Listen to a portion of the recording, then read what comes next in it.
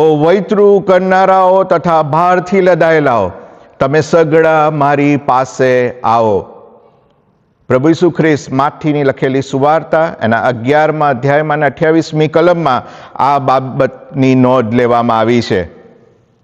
અને આજે આપણે માથીની લખેલી સુવાર્તા એના 11મા અધ્યાયની 20થી 30 થોડી કલમો ઉપર આપણે મનન કરીશું.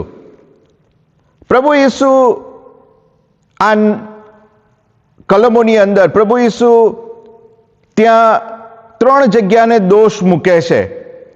અને 20મી કલમ તમે જુઓ તો ત્યાં લખવામાં આવ્યું છે કે જે નગરોમાં તેના પરાક્રમી કાર્યો ઘણા થયા હતા, તેઓએ પસ્તાવો કર્યો નહીં, માટે તે તેઓ ઉપર દોષ મૂકવા લાગ્યો.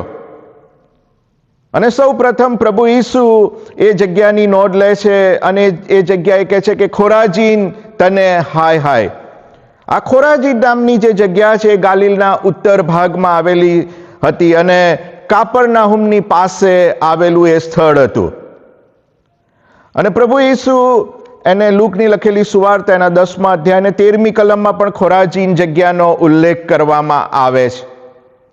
પરંતુ ત્યાં પ્રભુ ઈસુએ શું કાર્યો કર્યા હતા એની નોંધ લખવામાં આવી નથી. પરંતુ પ્રભુ ઈસુ ખ્રિસ્ત પોતે કહે છે કે ત્યાં લખવામાં આવ્યું છે કે જે પરાક્રમી કાર્યો ત્યાં ઘણા થયા હતા. અને ત્યાર પછી પ્રભુ ઈસુ એ બીજી જગ્યાનું ત્યાં નામ લે છે અને ત્યાં કહે છે કે ઓ બેથસેદા તને હાય હાય. આ બેથસેદા એ જગ્યા હતી કે જે પ્રભુ ઈસુના શિષ્યો હતા, પિત્તર, ફિલિપ અને આંદ્રિયા એનું ગામ હતું. અને આ પણ ગાલિલની પાસે આવેલું એક ગામ હતું. અને આ ગામની અંદર ઘણા બધા એ ચમત્કારો થયેલા હતા. ત્યાં માર્કમાં લખેલું છે કે 6ઠ્ઠા અધ્યાયમાં કે પ્રભુ ઈસુ એ પાણી પર ચાલે છે. આગળ માર્કમાં 8મા અધ્યાયમાં ત્યાં લખવામાં આવ્યું છે કે ત્યાં પ્રભુ ઈસુ એ આંધળાને સાજાપણું આપે છે.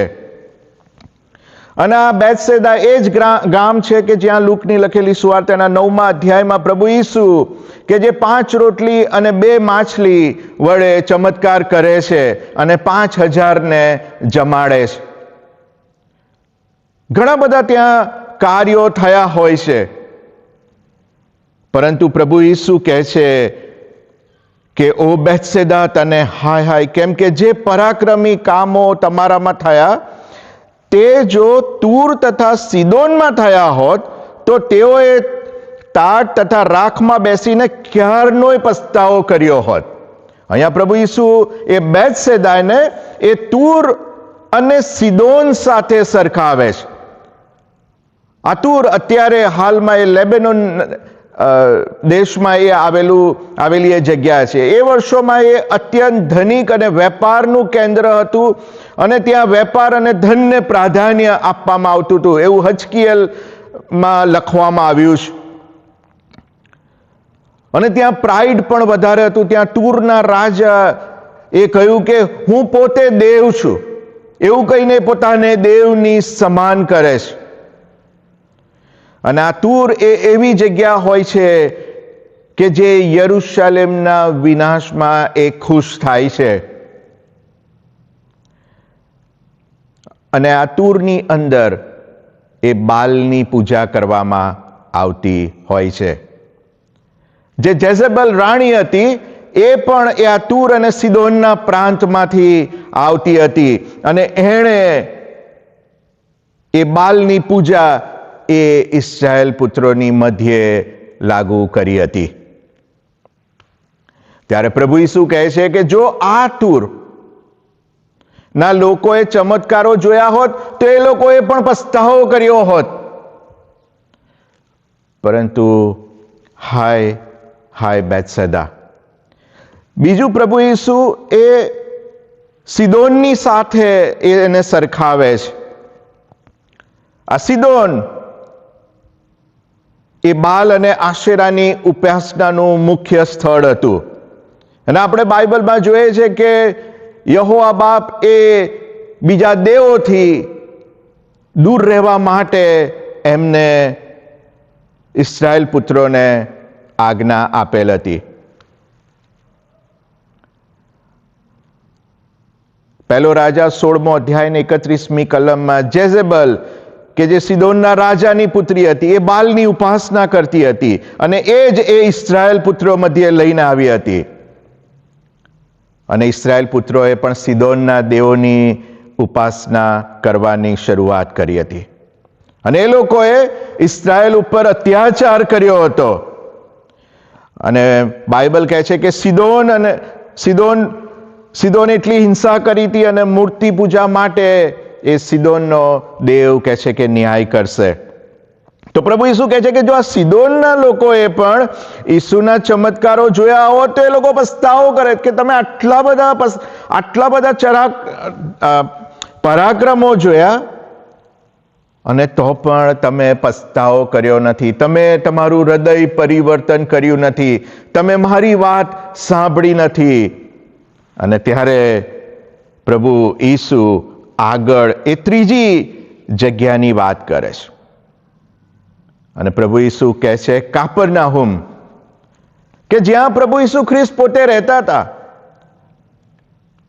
માથીને લખેલી સુવાર્તા એનો 4થો અધ્યાય ને 13મી કલમમાં ત્યાં લખવામાં આવ્યું છે કે યશાયાની પ્રબોધવાણી પૂરી થાય અને એટલા માટે પ્રભુ ઈસુ એ ત્યાં કપરનાહુમમાં રહેતા હતા. ત્યાં લખવામાં આવ્યું છે, અને નાઝરેત મૂકીને જબુલોનની તથા નફતાલીની સીમમાંના સમુદ્ર પાસેના કાફરનાહુમમાં તે આવીને રહ્યો, એ માટે કે યશાયા પ્રબોધકે જે કહ્યું હતું તે પૂર્ણ થાય. પ્રભુ ઈસુ એ ત્યાં રહેતા હતા અને ત્યાં પણ ઘણા બધા ચમત્કારો કરવામાં આવે છે. ત્યાં પ્રભુ ઈસુ એ પિત્તરની સાસુને સાજાપણું આપે છે. ત્યાં રોમન જે સેન્ચ્યુરિયન હોય છે, જે જમાદાર કે એના સેવક એ બીમાર પડે છે અને ત્યારે પ્રભુ ઈસુને કહે છે, પ્રભુ ઈસુ કહે છે કે હું તારા ઘરે આવીશ, અને ત્યારે કહે છે કે તારે મારા ઘરે પણ આવવાની જરૂર નથી, તું બોલીશ અને એને સાજાપણું મળશે. અને ત્યારે એનો વિશ્વાસ જોઈને બધા આશ્ચર્યચકિત થાય છે. આ એ જ જગ્યા છે કે જ્યાં કાપરનાહુમમાં એ મિત્રો એ પોતાના પક્ષઘાતી મિત્રને લઈ અને ત્યાં છાપરું ખોલીને એને ત્યાં ઉતારે છે, કારણ કે ત્યાં પુષ્કળ ભીડ હોય છે. અને પ્રભુ ઈસુ એને કહે છે કે જ્યાં તારા પાપ માફ થયા. અને લોકો કહે છે કે આ કોણ છે કે જે પાપોની માફી આપે છે? આ એ જ જગ્યા છે કે જ્યાં પ્રભુ ઈસુએ યોહાન 6માં કીધું છે કે જીવનની રોટલીનો જે ઉપદેશ છે એ પણ પ્રભુ ઈસુ ખ્રિસ્ત એ કાપરનાહુમમાં આપે છે. અને ત્યાં લખવામાં આવ્યું છે કે ઓ કાપરનાહુમ, તું આકાશ સુધી ઊંચું કરાશે શું? તું હાદેસ સુધી નીચું ઉતરશે. કેમ કે જે પરાક્રમી કામો તારામાં થયા તે જો સદોમમાં થયા હોત તો તે આજ લગી રહેત. વળી હું તમને કહું છું કે ન્યાય કાળે સદોમ દેશને તારા પર સહેલ પડશે. પ્રભુ ઈસુ બહુ સખત શબ્દોમાં ત્યાં કહે છે કે તમને તો સદોમના લોકો કરતા પણ એ વધારે કઠિન પડશે.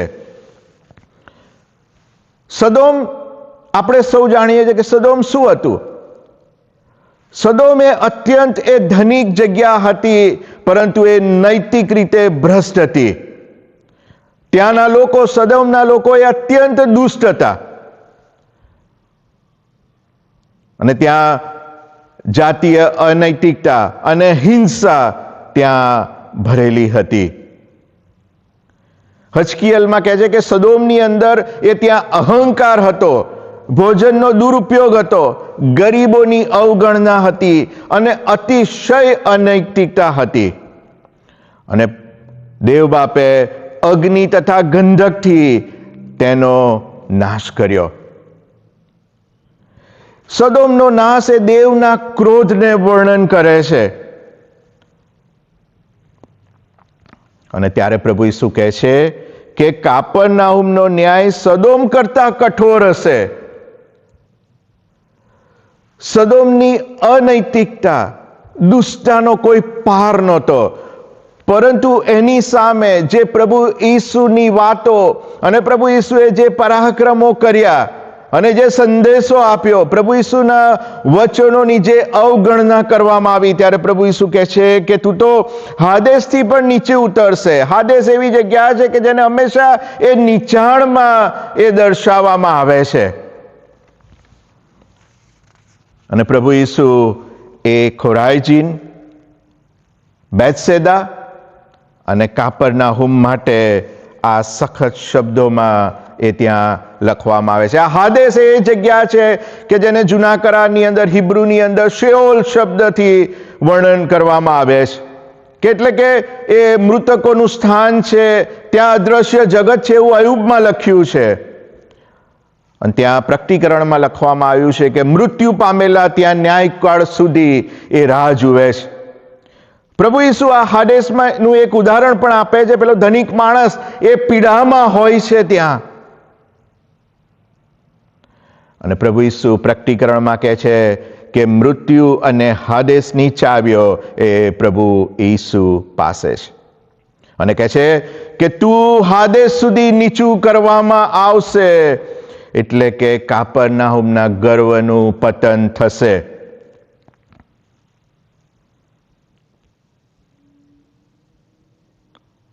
પ્રભુ ઈસુ એ દોષ મૂકે છે.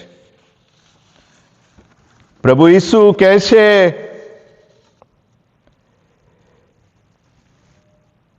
ન્યાયકાળે સદોમ દેશને તારા કરતા સહેલ પડશે. સદોમ એ પાપ અને દુષ્ટની પરાકાષ્ઠા હતી, પરંતુ જ્યારે કાપરનાહુમમાં પ્રભુના વચનોની અને ત્યાંના કરેલા પરાક્રમોની અવગણના કરી અને પસ્તાવો જ્યારે લોકોએ ન કર્યો, ત્યારે પ્રભુ ઈસુ એ આ બહુ કઠોર એવા શબ્દો એ આ 3 જગ્યા માટે જુએ છે: ખોરાઈજીન, બેથસેદા અને કાપરનાહુમ. અને પછી પ્રભુ ઈસુ એ આગળ એ આમંત્રણ આપે છે, કહે છે ઓ વૈતૃ કરનારાઓ તથા ભારથી લદાયેલાઓ, તમે સગડા મારી પાસે આવો અને હું તમને વિસામો આપીશ. તમે તો આ તૂર અને સિદોન અને સદોમ જેવા કાર્યો કર્યા છે, તેમ છતાં પણ હું તમને આમંત્રણ આપું છું. અત્યારે તમારી પાસે સમય છે કે તમે પસ્તાવો કરો અને તમે મારી પાસે આવો. અને પ્રભુ ઈસુ બહુ નમ્રતાથી એ સમજાવવાની કોશિશ કરે છે. અને પ્રભુ ઈસુ કહે છે કે હું મનમાં નમ્ર તથા રાખ છું, તમે મારી પાસે આવો. તમે આટલા પરાક્રમો જોયા પછી પણ, તમે આટલું મારું વચન સાંભળ્યા પછી પણ, કહે છે કે જીવનની રોટલી હું છું, અને તેમ છતાં પણ તમે મારાથી દૂર જાઓ છો. અને પ્રભુ ઈસુ એ આમંત્રણ આપે છે. અને પ્રભુ ઈસુ લોકોને કહે છે કે મારી ઝૂંસરી તમે પોતા પર લો. મારું જે યોગ છે એ તમે મારી પાસેથી એ તમે લો અને મારી પાસેથી શીખો, અને હું તમને જીવનમાં વિસામો આપીશ. આ ઝૂંસરી એ છે, આપણે એને ગુજરાતીમાં આપણે ઘણા બધા શબ્દો એના માટે છે. એને ધુરા પણ કહીએ છીએ, એને કાંધેલી પણ કહે છે, અને ધૂંસરી પણ કહે છે. અને તો એ છે કે જ્યારે એ ખેડૂત એ ખેતર વાવવાને માટે જાય છે અને જ્યારે એને તૈયાર કરે છે, ત્યારે જે બળદને ઉપર એ કાંધ ઉપર એ જે લાકડાનો જે આડો પટ્ટો જે મૂકે છે કે જેનાથી 2 બળદ એ બંધાયેલા રહે છે. તમે કાવડ જોઈ હશે કે જે કાવડને 2 ખભા ઉપર ઉંચકવામાં આવે છે, એવી જ રીતે બળદની ઉપર એ ઝૂંસરી મૂકવામાં આવે છે. અને એના માટે એક બળદ, એ મજબૂત બળદ લેવામાં આવે છે કે જે સિનિયર બળદ છે, કે જેને ખબર છે કે શું કાર્ય કરવાનું છે, અને એની સાથે બીજા જુનિયર બળદને કે જે નવો છે, હજી એને ખબર નથી પડતી, એને ત્યાં ટ્રેનિંગમાં મૂકવામાં આવે છે. અને પ્રભુ ઈસુ કહે છે કે મારી એ ઝૂંસરી એ સહેલી છે, તમારી એ ઝૂંસરી એ મને આપી દો. મારી ઝૂંસરી અને મારો બોજો એ હલકો છે. આ ઝૂંસરીમાં જોડાવાથી આપણે પ્રભુ ઈસુ ખ્રિસ્તની સાથે ચાલીએ છીએ. પ્રભુ ઈસુ બહુ સુંદર ઉદાહરણથી સરખાવે છે કે તમારે જો એ મહેનત કરવાની છે તો તમે મારી સાથે ચાલો ને હું તમારી સાથે ચાલીશ, કારણ કે તમારો બોજો હું ઉંચકીને ચાલીશ. તમે એકલા નહીં ચાલો, તમને હું રસ્તો બતાવીશ, તમને હું માર્ગદર્શન આપીશ. આપણે બંને હવે સાથે ચાલવાના છીએ. ઝૂંસરી એ બંધનનું નિશાન છે કે ત્યાં બળદને બાંધવામાં આવે છે. એ મજૂરીનું સિમ્બોલ છે કે જ્યાં ત્યાં મજૂરી કરવામાં આવે છે. એ ભારે બોજનું સિમ્બોલ છે. એ દાસત્વનું સિમ્બોલ છે. એ દબાણનું સિમ્બોલ છે. અને પ્રભુ ઈસુ કહે છે કે ઓ વૈતૃ કરનારાઓ તથા ભારથી લદાયેલાઓ, તમે આજે કયા ભારથી લદાયેલા છો? કાલ ઉઠીને પ્રભુ ઈસુ એ ના કે ઓ બેથસેદા તને હાય હાય, ઓ ખોરાઈજીન તને હાય હાય, ઓ કાપરનાહુમ તારા કરતા તો સદોમ ન્યાય કાળે વધારે સહેલ થઈ પડશે. વાલાઓ, પ્રભુ ઈસુ એ આપણને આમંત્રણ આપે છે. એ ઝૂંસરી આપણે આજે પ્રભુ ઈસુને સોંપી દેવાની જરૂર છે. પ્રભુ ઈસુ કહે છે કે હું એ ભાર વહન કરીશ, હું તમને દિશા આપીશ. તમારે એકલાએ એ ઝૂંસરી ખેંચવાની હવે જરૂર નથી. હું તમને વિશ્રામો આપીશ, હું તમને આરામ આપીશ. આપણે હવે એક જ દિશામાં ચાલીશું અને એ દિશા એ તો હું તમને દોરીને લઈ જઈશ. જેવી રીતે પ્રભુ ઈસુ કહે છે કે મારા ઘેટા એ મારો સાથ સાંભળે છે અને મારી પાછળ ચાલે છે. પ્રભુ ઈસુ કહે છે કે હું નમ્ર, દયાળુ, કૃપાળુ અને ક્ષમા આપનાર એ પ્રભુ છું. હું તમને શક્તિ આપીશ, હું તમને સામર્થ્ય આપીશ, પરંતુ શરત એ છે કે તમારે આપણે જે કંઈ પણ મજદૂરી કરીએ છીએ એ અને ભારથી લદાયેલા છે. આપણે કદાચ એ ભૌતિક વાનાના બોજથી લદાયેલા હઈશું, એ આપણા છુપા પાપથી આપણે લદાયેલા હઈશું. આપણે જાણતા નથી, કદાચ અહમ, પ્રાઇડ આપણામાં ભરેલું પડ્યું હશે. પરંતુ પ્રભુ ઈસુ કહે છે કે તમે સગળું મને આપી દો અને હું તમને વિસામો આપીશ. હું તમારી સાથે ચાલીશ. તમારા સુખ અને દુઃખમાં હું તમારી સાથે છું.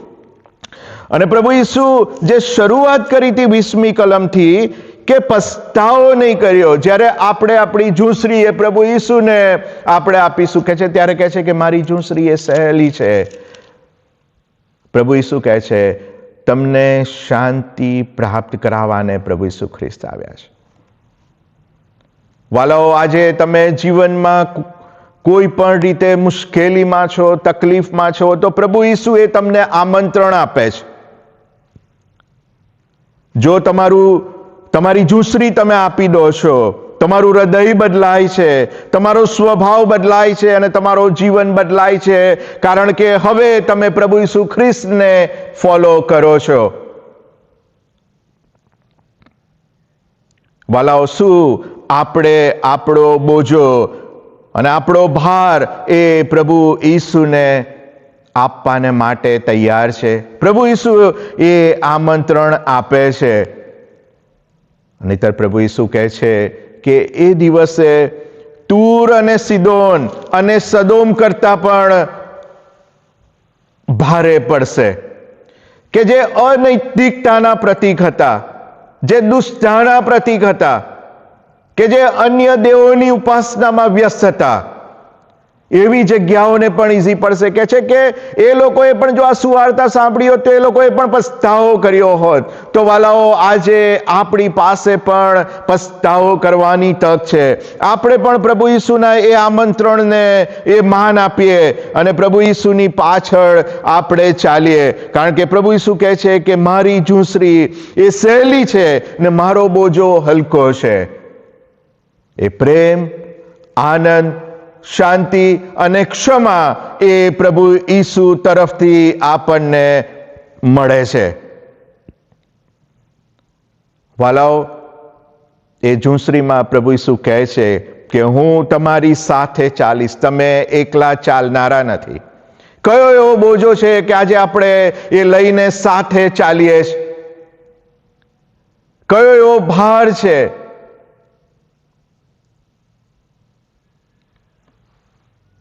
એ બેથસેદા કે કાપરનાહુમનું ગર્વનું પતન થયું જ્યારે પ્રભુ ઈસુએ એને હાય કીધું. પ્રભુ ઈસુ કહે છે કે હું તમને વિસામો આપીશ. શું તમે દુઃખ, ગિલ્ટ, તકલીફ, મુશ્કેલી, નાસીપાસ, ના હિંમત થયા છો? તો પ્રભુ ઈસુ આપણને આમંત્રણ આપે છે, ઓ વૈતરું કરનારાઓ, મજૂરી કરનારાઓ. અને આ મજૂરી એ એવી મજૂરી છે કે જે તમને વિનાશના રસ્તે લઈ જાય છે. અને કહે છે ભારથી લદાયેલાઓ. વાલાઓ, જો આપણી પાસે એવો કોઈ ભાર છે તો આપણે પ્રભુની પાસે લઈને આવીએ, કારણ કે એ આપણને બોલાવે છે કે જે તમે સગડા મારી પાસે આવો ને હું તમને વિસામો આપીશ. શું આપણે તૈયાર છે પ્રભુ ઈસુના એ વિસામાને માટે? પ્રભુ ઈસુ કહે છે, હું તમારી સાથે છું. આમેન.